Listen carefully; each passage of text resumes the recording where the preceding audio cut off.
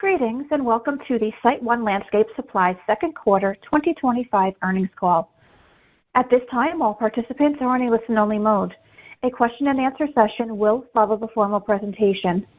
If anyone should require operator assistance, please press *0 on your telephone keypad. As a reminder, this conference is being recorded. It is now my pleasure to introduce your host, John Guthrie, Executive VP and Chief Financial Officer. Thank you. You may begin. Thank you and good morning, everyone. We issued our second quarter 2025 earnings press release this morning and posted a slide presentation to the investor relations portion of our website at investors.siteone.com. I am joined today by Doug Black, our Chairman and Chief Executive Officer, and Scott Salmon, Executive Vice President, Strategy and Development. Before we begin, I would like to remind everyone that today's press release, slide presentation, and the statements made during this call include forward-looking statements within the meaning of the Private Securities Litigation Reform Act of 1995. These statements are subject to risks and uncertainties that could cause actual results to differ materially from our expectations and projections. Such risks and uncertainties include the factors set forth in the earnings release and in our filings with the Securities and Exchange Commission. Additionally, during today's call, we will discuss non-GAAP measures, which we believe can be useful in evaluating our performance. A reconciliation of these measures can be found in our earnings release and in the slide presentation. I would now like to turn the call over to Doug Black. Thanks, John. Good morning, and thank you for joining us today. We are pleased to achieve continued solid results during the second quarter with 3% net sales growth and 8% growth in adjusted EBITDA, despite broader economic uncertainty and softness in our end markets. Our teams are executing our initiatives well, yielding excellent SG&A leverage, good gross margin improvement, and meaningful market share gains. We also benefited from a more favorable price-cost environment with overall flat pricing for the quarter. Finally, we added 2 excellent companies to SiteOne in July, expanding our full product line capability in those local markets.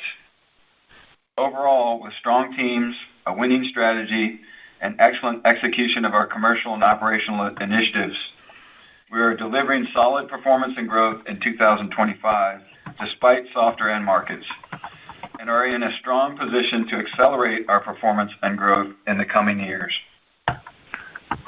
I will start today's call with a brief overview of our unique market position and our strategy, followed by some highlights from the quarter. John Guthrie will then walk you through our second quarter financial results in more detail and provide an update on our balance sheet and liquidity position. Scott Salmon will discuss our acquisition strategy, and then I will come back to address our latest outlook before taking your questions. As shown on slide 4 of the earnings presentation, we have a strong footprint of more than 680 branches and 4 distribution centers across 45 United States and 6 Canadian provinces. We are the clear industry leader, over 3 times the size of our nearest competitor and larger than 2 through 10 combined. Yet we estimate that we only have about an 18% share of the very fragmented $25 billion wholesale landscaping products distribution market. Accordingly, our long-term opportunity to grow and gain market share remains significant.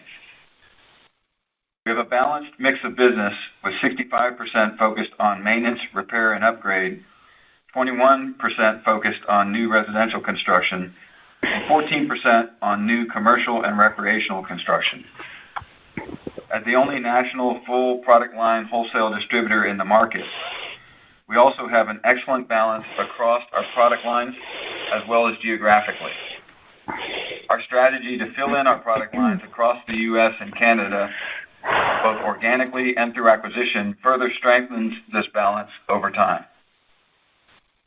Overall, our end market mix, broad product portfolio, and geographic coverage offer us multiple avenues to grow and create value for our customers and suppliers, while providing important resilience in softer markets.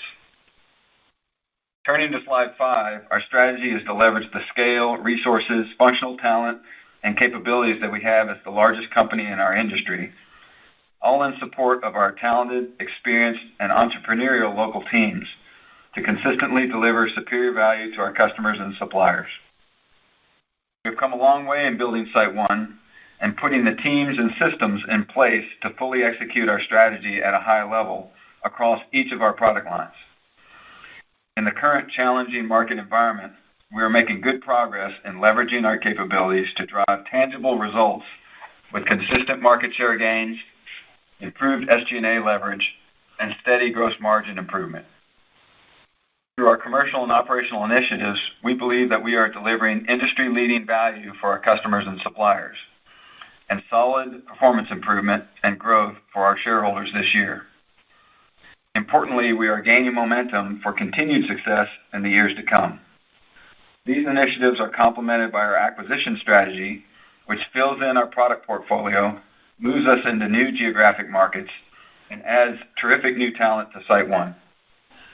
Taken all together, we believe our strategy creates superior value for our shareholders through organic growth, acquisition growth, and EBITDA margin expansion. On slide 6, you can see our strong track record of performance and growth over the last 8 years. From an adjusted EBITDA margin perspective, we benefited from extraordinary price realization due to rapid inflation in commodity products during 2021 and 2022. In 2023 and 2024, we experienced significant headwinds as those commodity prices have come down. In 2024, we also experienced further adjusted EBITDA margin dilution from the acquisition of Pioneer, a large turnaround opportunity with great strategic fit, and from our other focus branches as a result of the post-COVID market headwinds. We expect pricing to transition in 2025 from a negative 1% in the first quarter to a positive 1 to 2% in the fourth quarter, setting us up for more normal inflation and price realization in 2026. Furthermore, we are achieving excellent progress with Pioneer and our other focus branches year to date and expect to continue achieving improvements over the next several years as we bring their performance up to the SiteOne average. In summary, we are positioned to drive good adjusted EBITDA margin improvement in 2025 and in the coming years as we execute our initiatives and as the market headwinds turn to tailwinds. We completed our 100th acquisition in March with over $2 billion in acquired revenue added since the start of 2014. These milestones demonstrate the strength and durability of our acquisition strategy.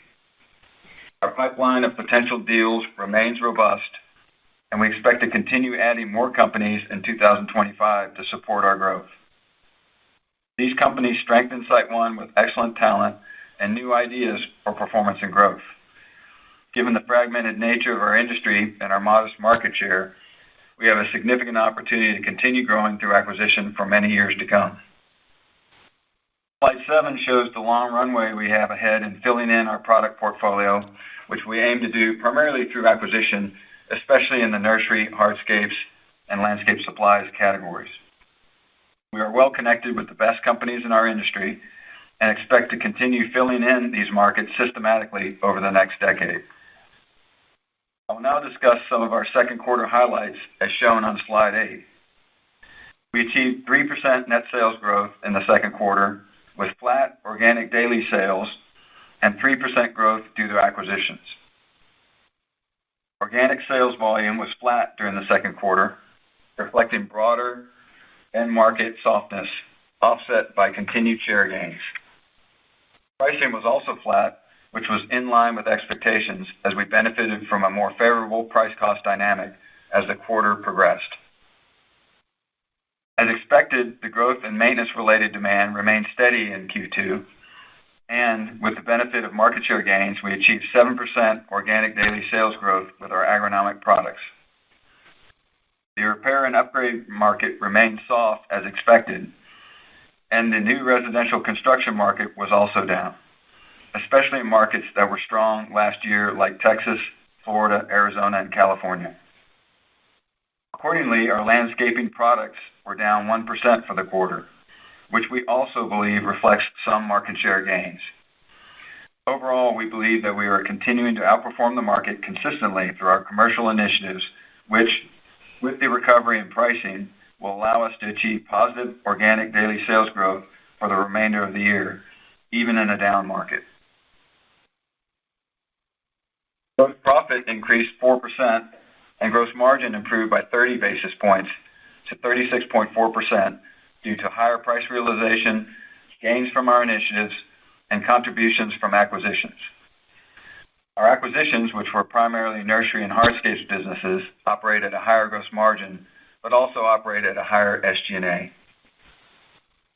Our SG&A as a percent of net sales decreased 40 basis points to 23.9% compared to the prior year period. For the base business, SG&A as a percent of net sales on an adjusted basis decreased approximately 60 basis points, demonstrating our strong execution and follow-through on key initiatives despite the flat organic daily sales. With disciplined expense management, improved operating leverage, and good progress with our focus branches, we were able to achieve meaningful leverage in our business. We're excited to continue gaining leverage through our initiatives, aided in the second half by improved pricing and expected positive organic daily sales growth.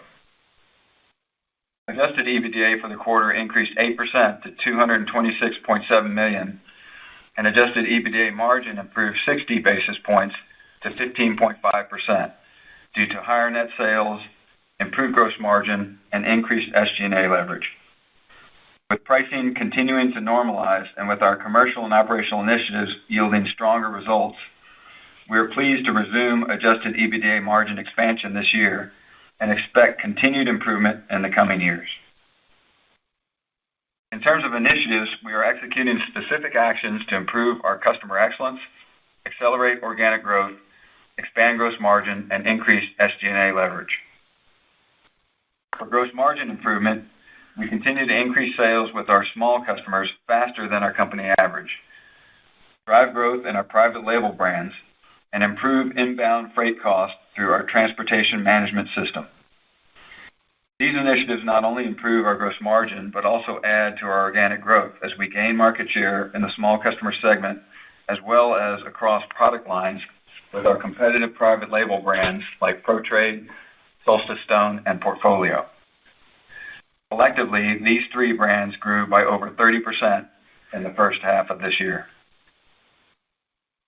To further drive organic growth, we continued to increase our percentage of bilingual branches from 63% to 67% during the first half of the year, and are executing Hispanic marketing programs to create awareness among this important customer segment.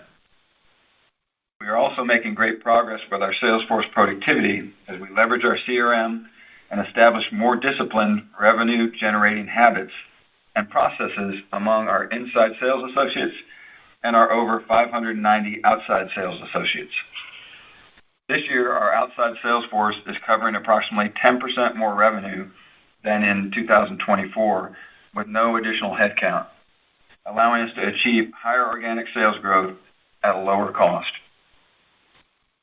Our digital initiative with SiteOne.com is also helping us to drive organic daily sales growth as customers who are engaged with us digitally grow significantly faster than those who are not. We've grown digital sales by over 130% in the first half of 2025. We continue to cultivate thousands of new regular users of SiteOne.com, helping customers to be more efficient and helping us to increase market share while making our associates more productive. A true win-win-win. Through SiteOne.com and our other digital tools, we are accelerating organic growth, and we believe we are outperforming the market.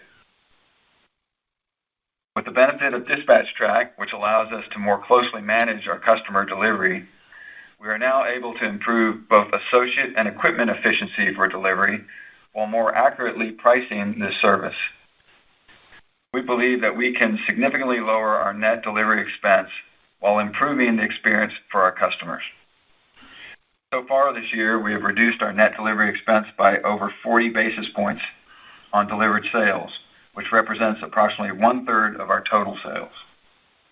This is a major initiative, and we expect to make significant progress this year and the next 2 to 3 years. Last year, we mentioned that we are intensely managing our underperforming branches or focus branches to ensure that they have the right teams, the right support, and are executing our best practices to bring their performance up to or above the SiteOne average.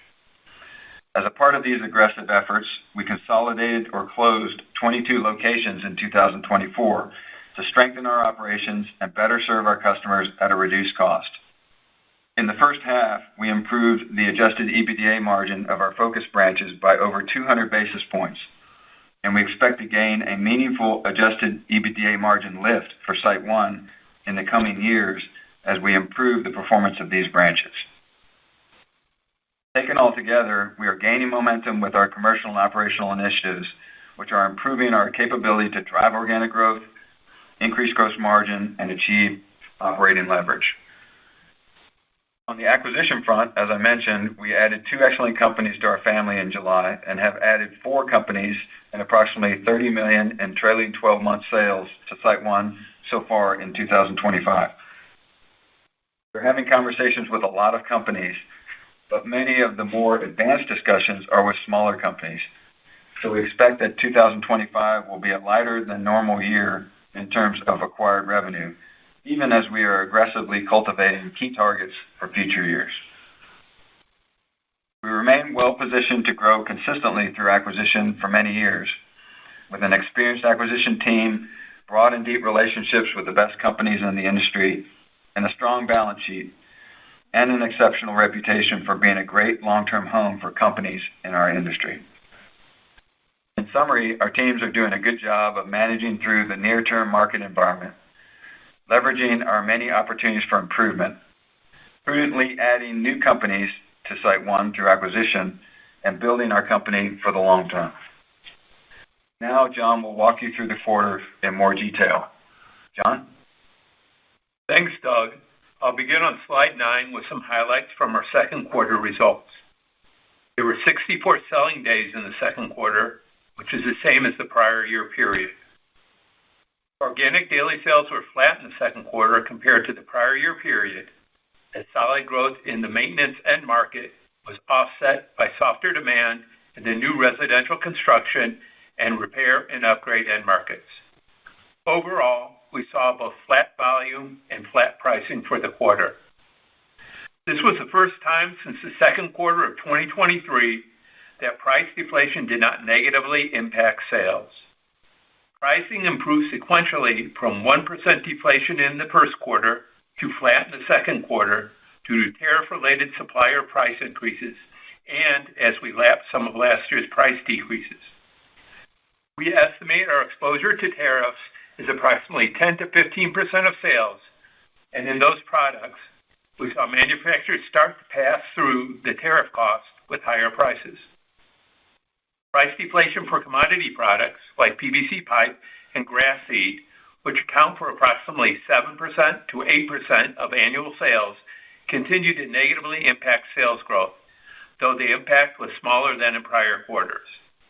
In the second quarter, pricing for PVC pipe was down approximately 15% year over year, and pricing for grass seed was down approximately 9% year over year. We expect grass seed prices to decline further in the third quarter and be down 10% to 20% over the year for the remainder of the year. Taken all together, our revised outlook for pricing for the full year is approximately flat. We expect pricing to be flat in the third quarter due to seed deflation and up 1 to 2% in the fourth quarter. Given the changing nature of tariffs, there is greater uncertainty than normal in our outlook. Organic daily sales for agronomic products, which includes fertilizer, control products, ice melt, and equipment, increased 7% for the second quarter due to solid demand in the maintenance end market and market share gains. Organic daily sales for landscaping products, which includes irrigation, nursery, hardscapes, outdoor lighting, and landscape accessories, decreased 1% for the second quarter due to softer demand in the new residential construction and the repair and upgrade end markets. Rainy weather across the Sun Belt and East Coast also contributed to the weaker landscaping products volume. Geographically, 5 out of our 9 regions achieved positive organic daily sales growth in the second quarter. Regions with a larger mix of agronomic products performed better. Texas, which was our strongest sales growth market last year, is facing significant headwinds this year due to the softer new construction end market. Acquisition sales, which reflect the sales attributable to acquisitions completed in 2024 and 2025, contributed approximately $41 million or 3% to net sales growth. Gross profit increased 4% to approximately $531 million for the second quarter, compared to approximately $510 million for the prior year period. Gross margin for the second quarter expanded 30 basis points to 36.4% due to improved price realization, gross margin improvement initiatives, and a positive contribution from acquisitions with higher gross margin. Selling, general, and administrative expenses, or SG&A, increased 2% to approximately $349 million for the second quarter. SG&A as a percentage of net sales decreased 40 basis points in the quarter to 23.9%. The SG&A leverage improvement reflects our actions to increase efficiency and better align operating costs with current market demand. For the second quarter, we recorded an income tax expense of approximately $45 million compared to approximately $40 million in the prior year period. The effective tax rate was 25.4% for the second quarter compared to 24.9% for the prior year period. The increase in the effective tax rate was primarily due to a decrease in the amount of excess tax benefits from stock-based compensation. We continue to expect the 2025 fiscal year effective tax rate will be between 25 and 26%, excluding discrete items such as excess tax benefits. Net income attributable to SiteOne for the second quarter increased 7% to $129 million due to increased net sales, improved gross margin, and SG&A leverage. Our weighted average diluted share count was approximately 45.1 million for the 3 months ending June 29, 2025, compared to 45.6 million for the prior year period. We repurchased approximately 466,000 shares for $54.3 million in the second quarter. This was our largest share repurchase quarter since we initiated the plan in October 2022. Adjusted EBITDA increased 8% to $226.7 million for the second quarter, compared to $210.5 million for the prior year period. Adjusted EBITDA margin improved approximately 60 basis points to 15.5%. Adjusted EBITDA includes adjusted EBITDA attributable to non-controlling interest of $1.8 million for the second quarter of 2025, compared to $0.9 million for the second quarter of 2024. Now I would like to provide a brief update on our balance sheet and cash flow statement as shown on slide 10. Working capital at the end of the second quarter was approximately $1.06 billion compared to $1.01 billion at the end of the same period prior year. The increase in working capital is primarily due to increased purchases of inventory ahead of tariffs.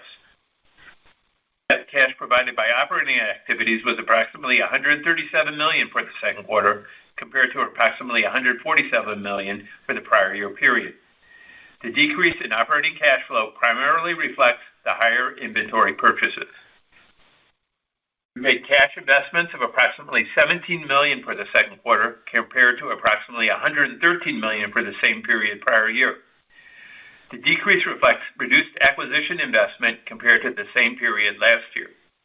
Capital expenditures for the quarter were approximately $14 million compared to approximately $12 million for the prior year period. The increase reflects a real estate investment at one of our branches. Net debt at the end of the quarter was approximately $532 million compared to approximately $524 million at the end of the second quarter of the prior year period. Leverage was 1.3 times our trailing 12-month adjusted EBITDA, which is consistent with the prior year period. As a reminder, our target year-end net debt to adjusted EBITDA leverage range is 1 to 2 times. At the end of the quarter, we had available liquidity of approximately $578 million, which consisted of approximately $79 million cash on hand and approximately $499 million in available capacity under our ABL facility. Our priority from a balance sheet and funding perspective is to maintain our financial strength and flexibility so we can execute our growth strategy in all market environments. I will now turn the call over to Scott for an update on our acquisition strategy. Thanks, John. As shown on slide 11, we acquired one company in the second quarter and two more post-quarter, bringing the total to 4 acquisitions year to date with a combined TTM net sales of approximately $30 million. Since 2014, we have acquired 102 companies with approximately $2 billion in TTM net sales added to SiteOne. Turning to slides 12 through 14, you will find information on our most recent acquisitions. On March 31st, we acquired Green Trade Nursery, a single-location wholesale distributor of nursery products in Jasper, Georgia. The addition of Green Trade extends our leading nursery position further into the fast-growing North Atlanta markets, providing our customers in these markets with greater access to high-quality nursery products. On July 24th, we acquired Grove Nursery, a single-location wholesale distributor of nursery products in northwest Minneapolis, Minnesota. The addition of Grove Nursery now enables us to provide a full range of products to our customers in the Twin Cities. Also on July 24th, we acquired Nashville Nursery, a single-location wholesale nursery in northwest Nashville, Tennessee. Joining forces with Nashville Nursery further strengthens our position as the leading wholesale distributor of nursery products in central Tennessee. Summarizing on slide 15, our acquisition strategy continues to create significant value for SiteOne by adding excellent talent and moving us forward toward our goal of providing a full line of landscape products and services to our customers in all major U.S. and Canadian markets. As we noted during our first quarter earnings call, our acquired revenue may be lower this year, but we have a large pipeline of deals in process, and we are actively building relationships with many others. We have significant runway to grow and create value through acquisitions this year and in the years to come. As always, I want to thank the entire SiteOne team for their passion and commitment to making SiteOne a great place to work and for welcoming the newly acquired teams when they join the SiteOne family. I will now turn the call back to Doug. Thanks, Scott. With continued market uncertainty, elevated interest rates, weak consumer confidence, and low existing home sales, we expect the end market demand for landscaping products in total to be slightly down year over year in the second half of 2025. That said, as John mentioned, we expect pricing to continue to improve as deflation in grass seed and PVC pipe is more than offset by price increases in other products. We also expect to continue achieving market share gains through our commercial initiatives, which should contribute to our organic sales growth during the remainder of the year. In terms of end markets, we have seen a decline in new residential demand this year, especially in the high-growth markets across the Sun Belt. Accordingly, we expect the demand for landscaping products for new residential construction, which comprise 21% of our sales, to be down during the remainder of 2025. Continued elevated interest rates, housing affordability challenges, and lower consumer confidence are constraining demand. We expect this end market to be weak until some of these factors improve. The new commercial construction end market, which represents 14% of our sales, has remained resilient in 2025 so far, and we believe it will be flat for the remainder of the year, though our customers have smaller backlogs. Bidding activity from our project services teams continues to be slightly positive, but with the ABI index remaining below 50, there is uncertainty in new commercial construction future demand. The repair and upgrade end market, which represents 30% of our sales, has been soft again this year, and with weak consumer confidence, low existing home sales, and economic uncertainty, we believe that repair and upgrade will continue to be down in 2025. Lastly, in the maintenance end market, which represents 35% of our sales, We achieved good sales volume growth in the first half as our teams gained market share. We expect the maintenance end market to continue growing steadily in 2025. Taken all together, we expect our end markets to be slightly down for the full year. Despite this backdrop, we expect sales volume to be slightly positive in the second half of 2025 with the benefit of our commercial initiatives. When coupled with modest price inflation, we expect low single-digit organic daily sales growth during the remainder of the year. Our sales growth in July so far supports this trend. We expect gross margin during the remainder of the year to be slightly improved compared to the same period in 2024, driven by our initiatives, improved price realization, and the contributions from acquisitions. With strong actions taken in 2024 to reduce SG&A and continued focus on branch improvement, sales productivity, and delivery efficiency, we expect to continue achieving excellent operating leverage during the remainder of the year. We expect solid adjusted EBITDA margin expansion for the full year 2025. In terms of acquisitions, as mentioned earlier, we expect to add more excellent companies to the SiteOne family during the remainder of the year, though we expect to add less revenue for the full year 2025 compared to 2024 due to the smaller average acquisition size. With all these factors in mind, we continue to expect our full-year adjusted EBITDA for fiscal 2025 to be in the range of $400 million to $430 million.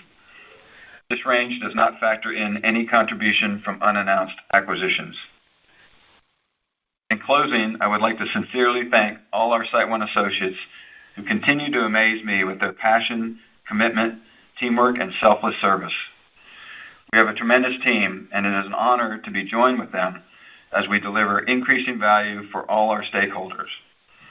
I would also like to thank our suppliers for supporting us so strongly and our customers for allowing us to be their partner.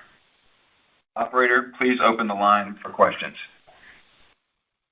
Thank you. We will now be conducting a question and answer session. If you would like to ask a question, please press star 1 on your telephone keypad. A confirmation tone will indicate your line is in the question queue. You may press star 2 to remove yourself from the queue. For participants using speaker equipment, it may be necessary to pick up your handset before pressing the star keys. In the interest of time, we ask you limit to one question and one follow-up. First question comes from David Manthey with Baird. Please go ahead. Yeah, thank you. Good morning. Doug, I think you just said you expect to see continued SG&A leverage in the back half of the year, and that's great to hear. Could you give us an update? Is the bulk of the Pioneer integration materially done today? And then more broadly, are there other key efforts, consolidations, et cetera, that you're affecting in the back half that will continue to drive that leverage? Because, I mean, with acquisitions scarce and activity levels light, it's great to see you focused on the SG&A. Could you just give us a little color on what are the drivers there? Yeah, so Pioneer. First part of your question, Pioneer is fully integrated. It's being kind of institutionalized, if you will, into SiteOne. We're starting to gain the synergies of combining those branches, putting in new product lines into some of their branches, etc. We've certainly taken a lot of SG&A out of Pioneer, and we're seeing the rewards for that. So, yeah, Pioneer is on their way. They're part of our overall focus branch effort. And so when we talk about focus branches, Pioneer are a part of that. As we mentioned, we're making good progress on the focus branches, which are about, at this point in time, about 140, between 140 and 150 branches across SiteOne that are underperforming. We mentioned that we're up over 200 basis points in those branches. Some of that's SG&A gearing, and so so we're very happy with the progress we're making. And again, that's something that will carry strongly into not only the second half, but also into the next couple of years as we bring those branches, including Pioneer, up to the SiteOne average. In addition to that, we mentioned the other things that we're working on. Our delivery our net delivery expense and being more efficient in delivery. Great progress there. That's going to continue on. Our sales force productivity, where we're covering more sales, is going to, with essentially the same amount of sellers, is going to continue on. SiteOne.com has been a good impactor on organic growth, which gives us SG&A gearing. That's going to continue on. So we feel very confident we can sustain our gains, again, not only just through the second half of 2025, but really for the next couple of years. That's great to hear. And second, on the share repurchase as a use of cash here, while things are slow and acquisitions are skewing smaller and fewer, I think $117 average price this quarter, the second quarter, is going to age pretty well. But could you update us on what's left on the authorization? And then, given you have $500 million of borrowing capacity, could we continue to see a more aggressive share repurchase through the remainder of 2025 as a use of cash? Yeah, there's roughly a $250 million in available capacity under existing authorization. And certainly, as you highlighted there, that as we've talked about, if we're not deploying the cash, and we've alluded to with acquisitions, share repurchase is certainly one of the ways we will provide value back to the shareholders. Thanks very much, guys. Next question, Ryan Merkel with William Blair. Please go ahead. Hey, thanks. Good morning. My first question, Doug, is on the outlook. At this point in the year, would you point us to the midpoint of the adjusted EBITDA outlook? And what are the risks for the second half that you see? I know it's murky out there, but if there was some specifics that you could point to, that would be helpful. Yes. Our guidance is a range, and so we feel pretty good about being solidly in that range. If that gives an attempt at your first part of your question. And the risk, obviously, the markets are soft. We're outperforming the market. We think we can continue to outperform the market. We have confidence in that. But the risk is really the main risk is with the market. Is it going to be deteriorate further?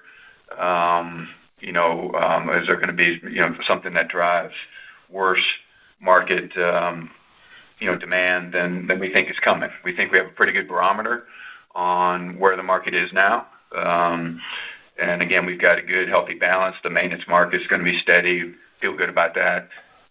New construction, residential, and repair and remodel are down, and we think they'll continue to be down. And then commercial has stayed pretty resilient, as we mentioned. So I think we have a pretty good read on it, but if the market is worse than we think, then obviously that'll put pressure on organic growth, and that's the primary risk. We feel really good about our initiatives, the SG&A actions, etc. So it really comes down to organic growth, and we're encouraged by what we see in July. July's 1 month out of the 6, and so that's the major risk is the market. Fair enough. And then my second question, I was also happy to see is the leverage in the quarter, and you guys are clearly focused on SG&A. As we think about that long-term target, Doug, that EBITDA target margin target of 13 to 15, can you help us with where you see gross margins landing in that area? And then what about SG&A as a % of sales? Yeah, I guess I would communicate it as they're both going to contribute to the to path to get there. Probably more SG&A leverage than gross margin improvement, but you'll see a balanced.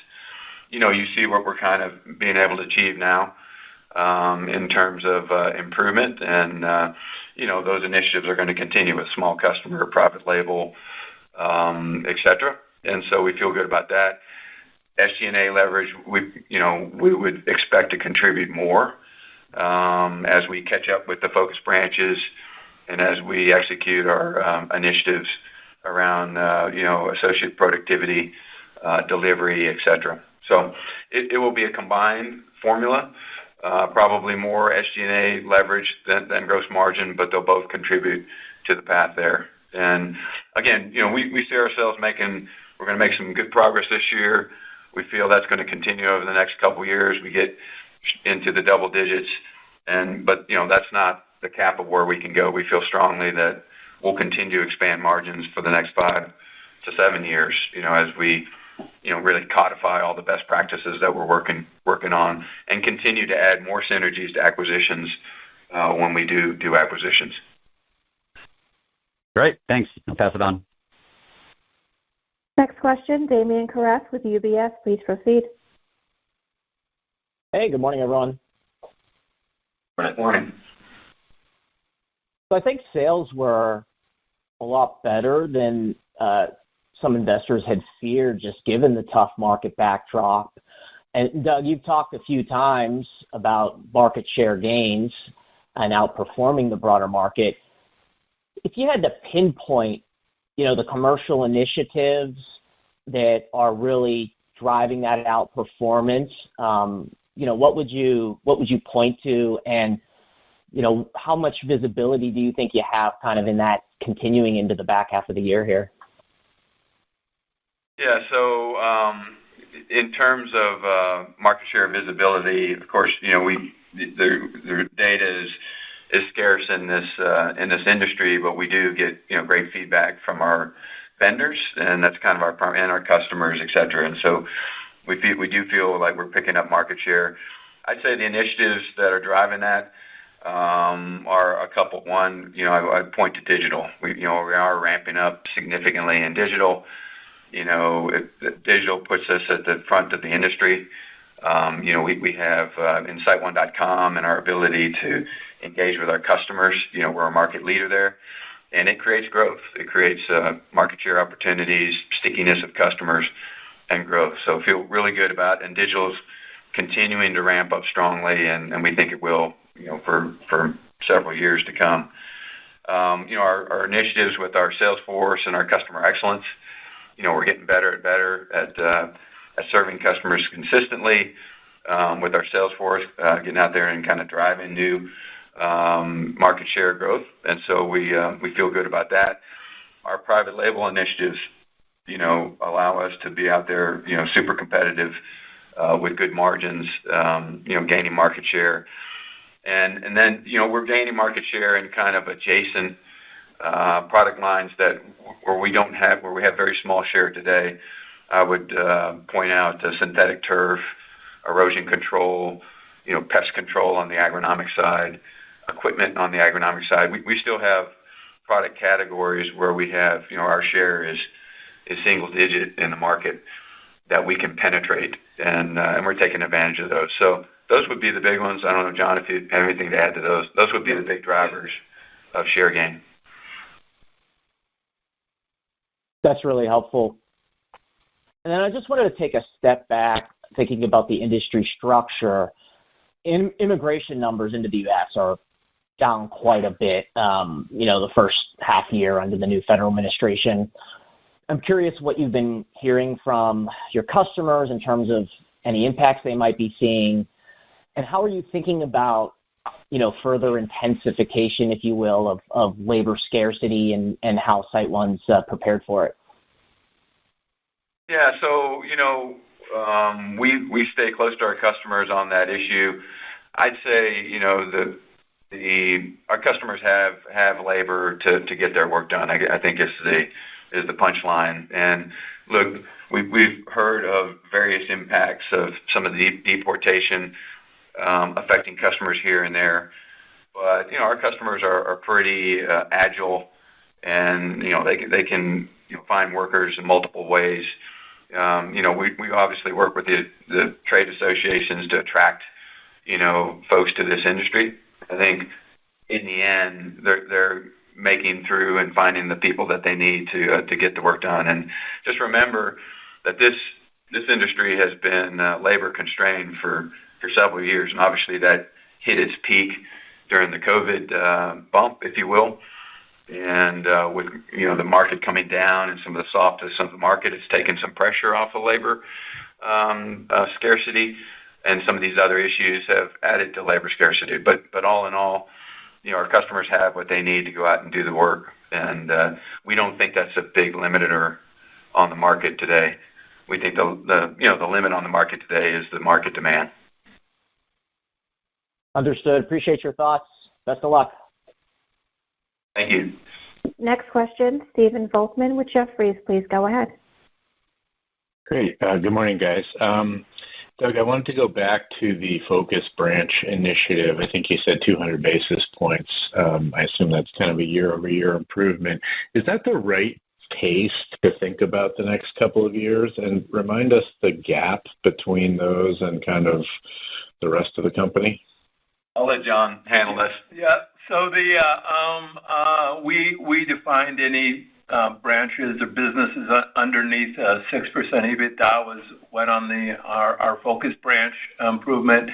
And probably if you will, the group was in low single digits. We think that is a reasonable assumption for kind of the growth going forward. Obviously, it comes in fits and starts, but each year some of the initiatives can be done in 1 year, quick turnaround. Some of them will take a few years, and I think we're in a good position to continue this for several years into the future. Okay, great. That's helpful. And then maybe just on the acquisition front, I can't remember if you've explained this, so I apologize, but why is it that the bigger deals are sort of on the back burner? Is there something about this environment that makes those folks want to hold off, or just what's that dynamic that's driving that? Yeah, I think this is Scott. The main dynamic is just that really sellers decide when they're going to sell. I guess there could be a dynamic that with the market softer, those bigger players see that they've fallen perhaps more so over the last couple of years. But there's nothing we still have a very strong pipeline of companies of all sizes, and we feel really good about our position in the industry as the acquirer of choice. We just hit our 100th acquisition in March. We're pleased with our M&A team and the relationships that we continue to build with companies of all sizes. So we would expect to continue to add companies of varying sizes, for the rest of the year and for, multiple years to come. Okay, I guess that's kind of what I was trying to get at, Scott. Is it like, do we need to wait for the industry to improve a little before those things sort of reaccelerate, or is this just maybe more random period of weakness, or I don't want to say weakness, but lull? I would describe it as a small sample size rather than a trend long term with regards to the size of the deals.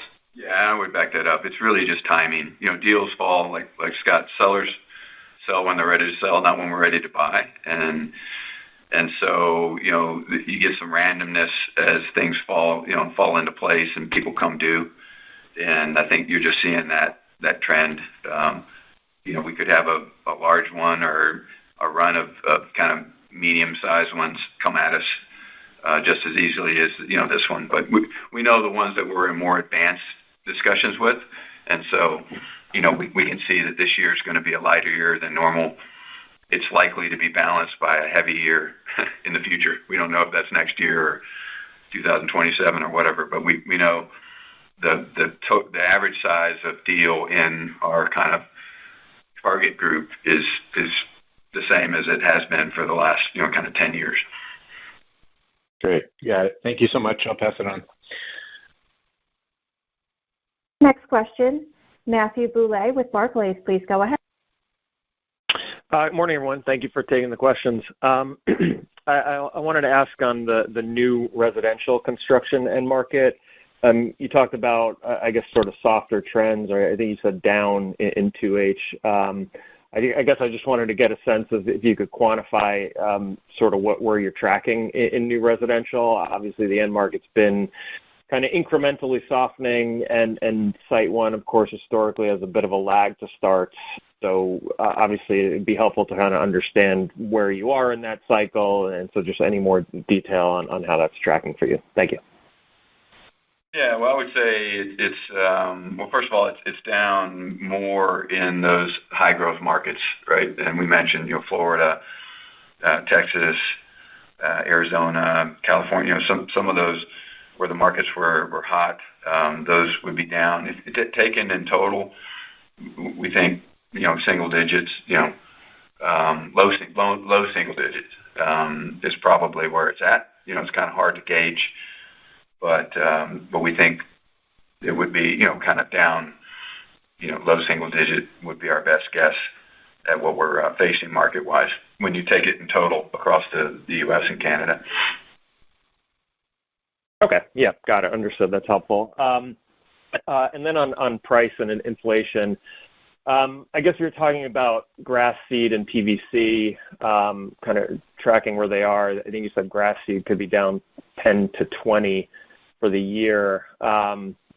So I don't know if that's maybe tracking to sort of like a 50 to 100 basis point headwinds for the entire company.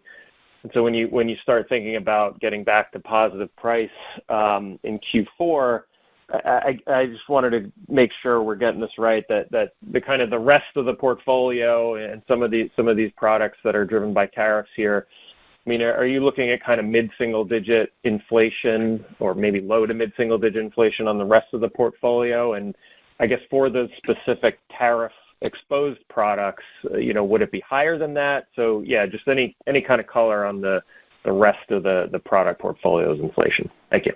Yeah, in general, we saw some price increases at the beginning of the year, and then, specifically with the tariff-related products, we saw, really kind of May, June, some price increases with regards to those. Think lighting, irrigation, probably were the areas where we saw the most of those increases.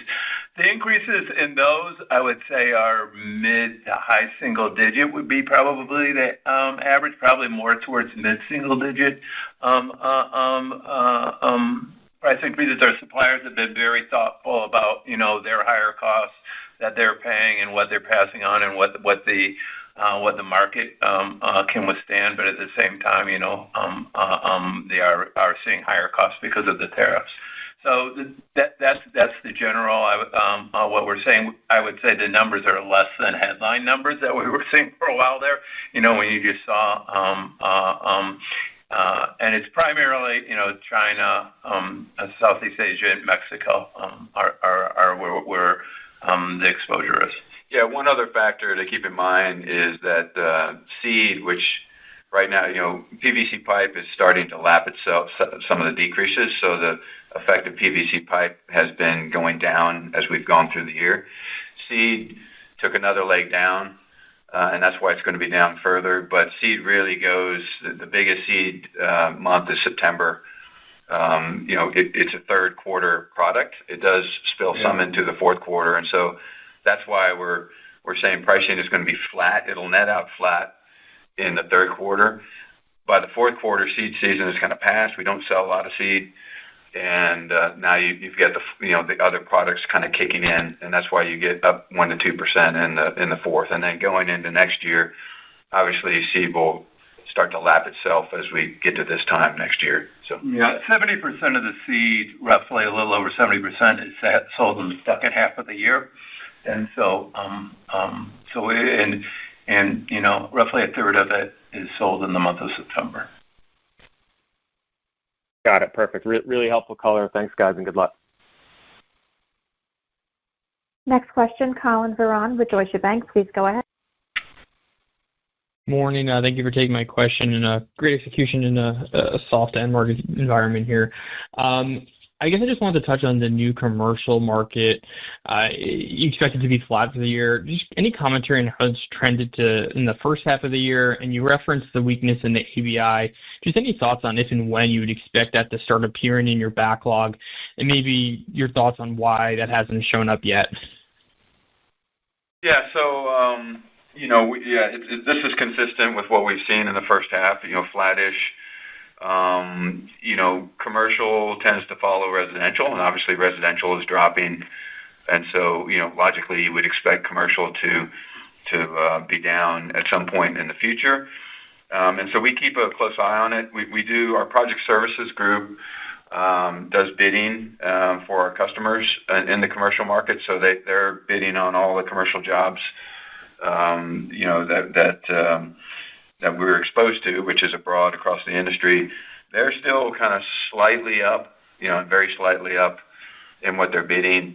And then when we talk to our customers have work, through the rest of the year, but they do have smaller backlogs, right? And you can tell in some of the high growth markets, some of the commercial markets are down. In some of those high growth markets, it bounces across the country. So I guess we see clouds on the horizon with commercial, but we feel like it'll be flat through the rest of the year, and we'll see how it goes in the next year. It's highly, I think, dependent on what happens in new residential, but that's what we're seeing today. Great, helpful color. And then I guess just on the declines in the new residential construction market, any thoughts on how that might impact sort of the maintenance growth that you can see out in 2026? Yeah, no, maintenance tends to be very steady, despite, if you can imagine, maintenance is on the installed base. So what happens in the new build doesn't have a big effect on the maintenance market, both commercial and residential. And so maintenance is going to chug along very steady, tends to follow GDP, and that's a place where we have a lot of strength. And a market where we're actually gaining, if I had to say where we're gaining our most market share, it's probably in the maintenance category, not only in kind of core products, but also in some of those adjacent products like pest control equipment that I mentioned. So maintenance, good steady markets, 35% of our sales, and we luckily are very strong there, and we feel like we're gaining share in that part of the market. Great, I appreciate all the color. Next question, Keith Hughes with Truist Securities. Please proceed. Thank you. You had referred earlier in the call to, I think, about 200 basis points margin gain of the focus branches, the 140-odd focus branches. If you had to characterize, a couple buckets of what they're doing better, can you give us kind of a view on that? Well, first is where, there's some changeover of the teams on those branches, right? Invariably, the teams need to be strengthened.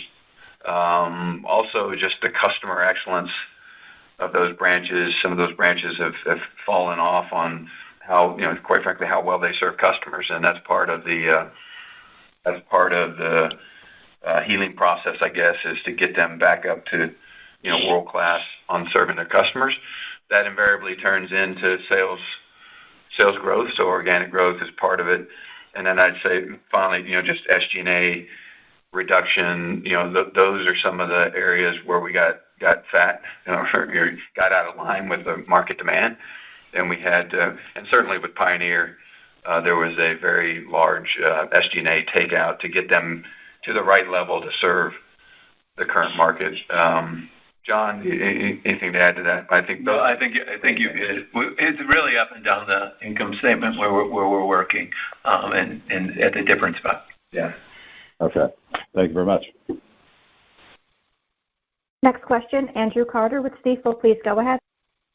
Hey, thanks. Good morning. I'm not sure if I caught it correctly, but in terms of gross margin for the year, did I hear that it's now expected to be slightly up? I know it was previously flat, and I'll start there.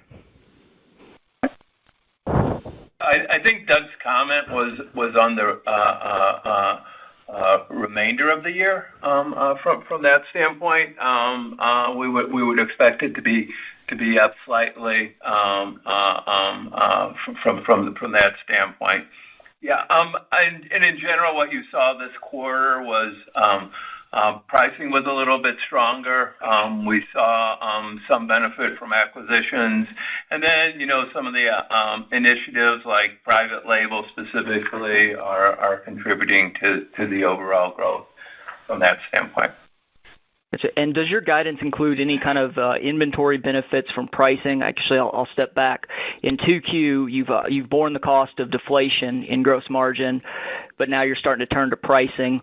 Was it a net headwind or tailwind in 2Q? And then full year, is your guidance helped by it moving to a net benefit this year? Thanks. I think in general, pricing is not the headwind that it was last year. So I guess year over year, you would say that is a positive from that standpoint. Thanks. Pass it on. Next question, Charles Perron-Piche with Goldman Sachs. Please go ahead.